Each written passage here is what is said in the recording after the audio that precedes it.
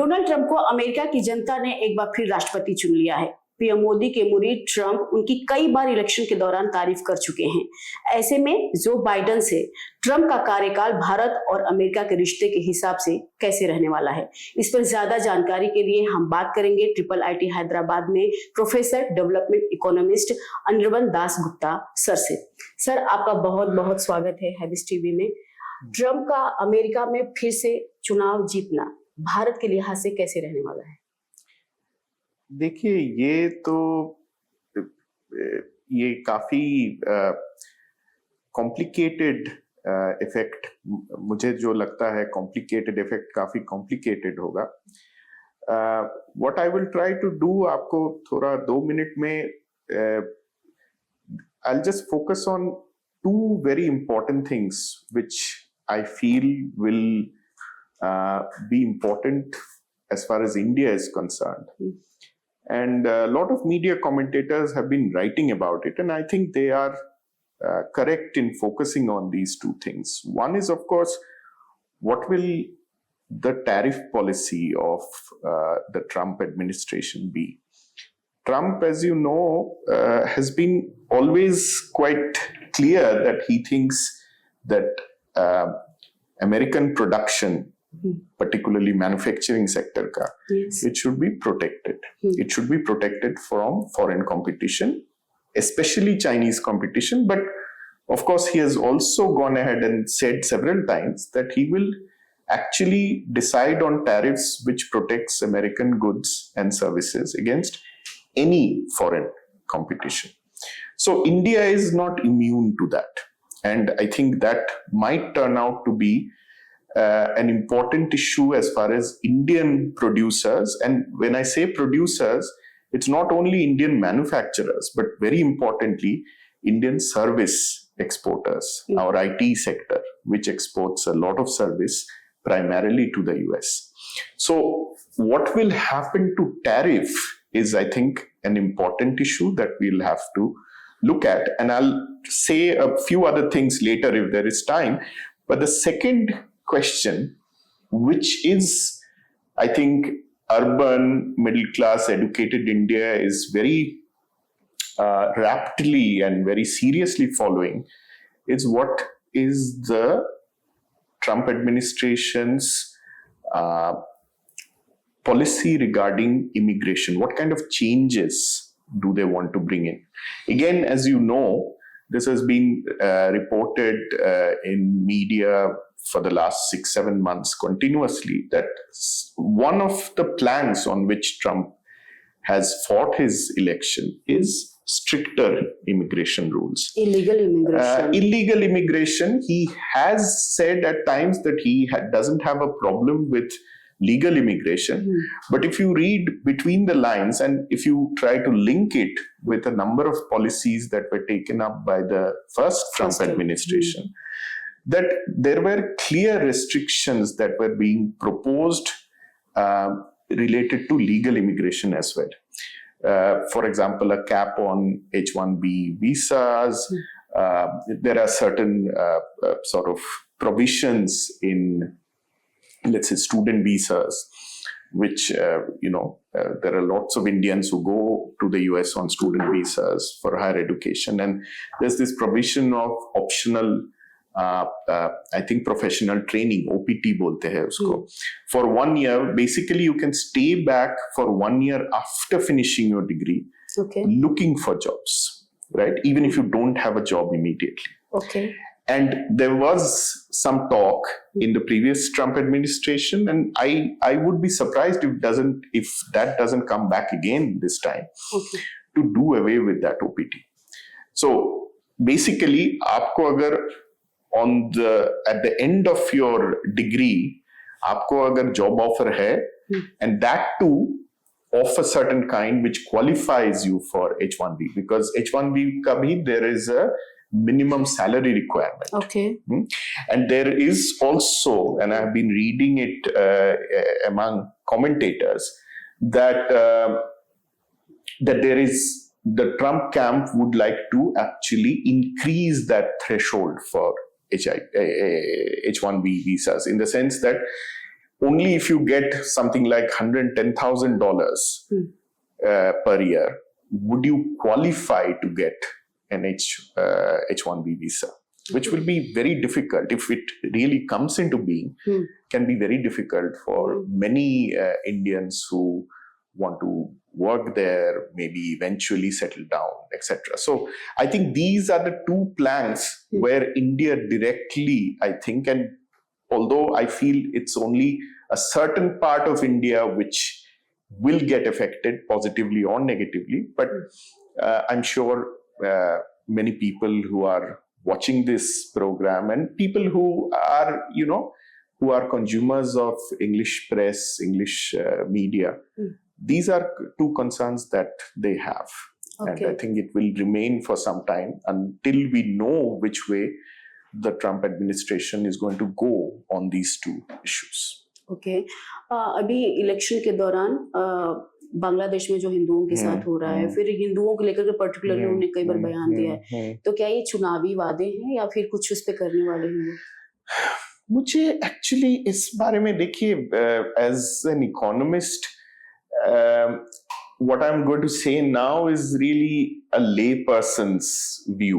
I've been following the Bangladeshi situation out of my own interest and also been reading quite a lot that has been coming out of the US, both Democratic camp and the Republican camp on Bangladesh. And of course, there is, that Mr. Trump has this personal sort of chemistry with Mr. Modi. And therefore, some people, I think, extrapolate based on that Trump will, and Trump has attended several Hindu events organized by Hindu organizations there.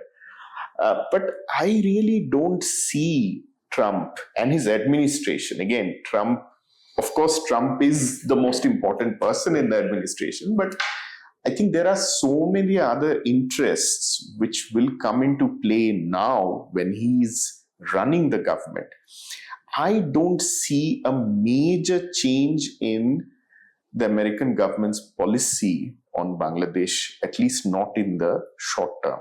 Maybe there might be certain things at play which can materialize or change the direction slightly in 3 years, 4 years, but I don't see anything happening majorly on that front immediately.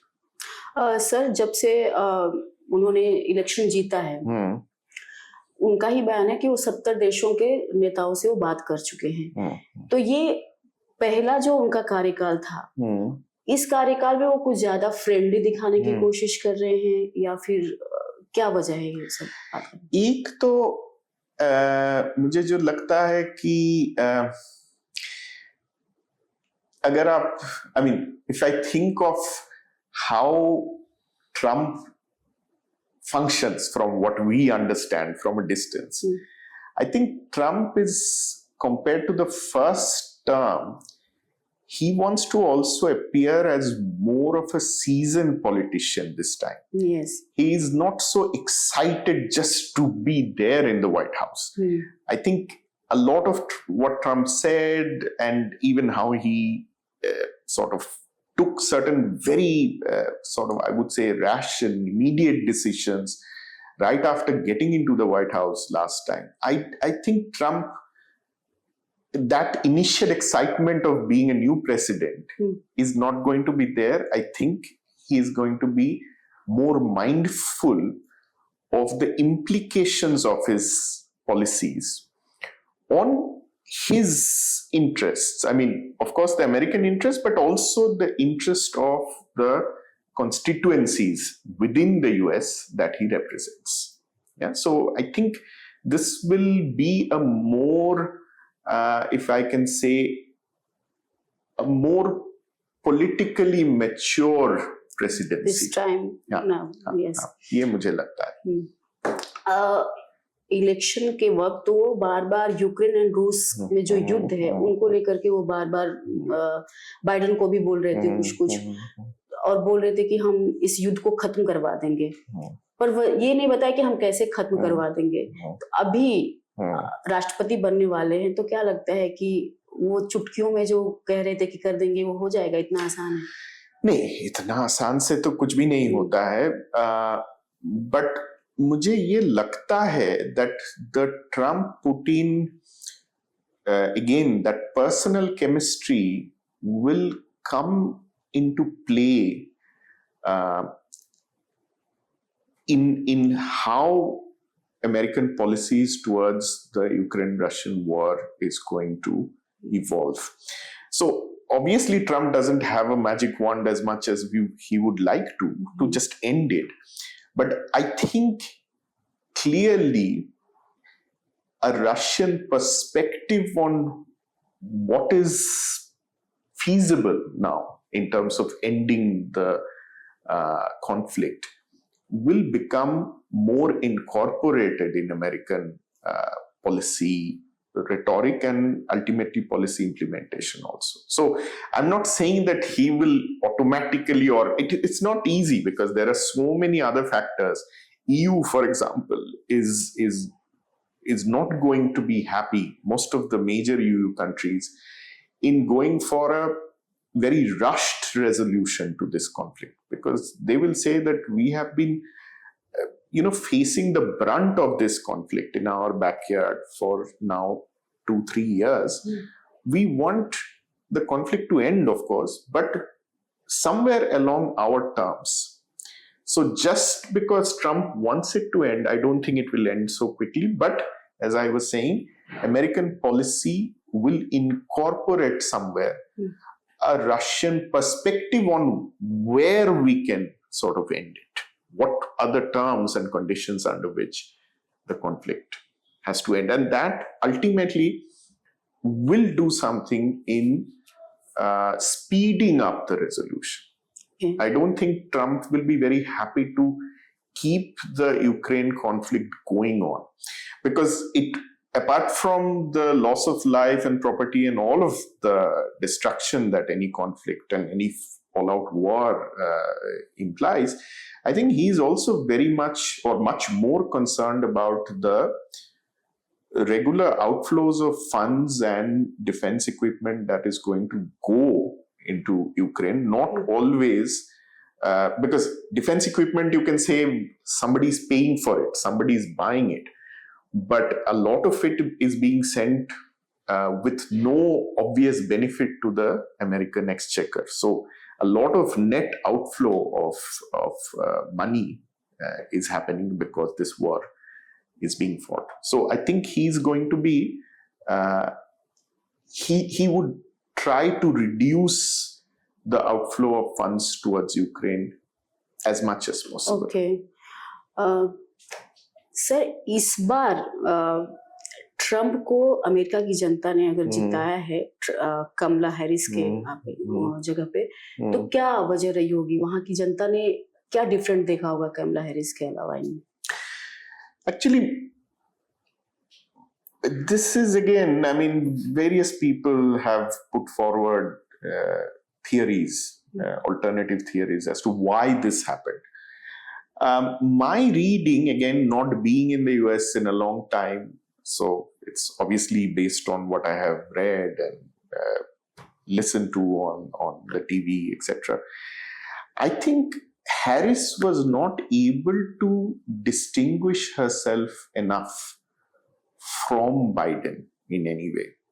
And to the extent, in terms of policies, I think she took the safe way out in saying that I will continue whatever he was doing. Because I think the strategic understanding was that she doesn't want to rock the boat. Okay. She wants to continue what Biden was doing. And that the Democratic establishment thought is the safest way to play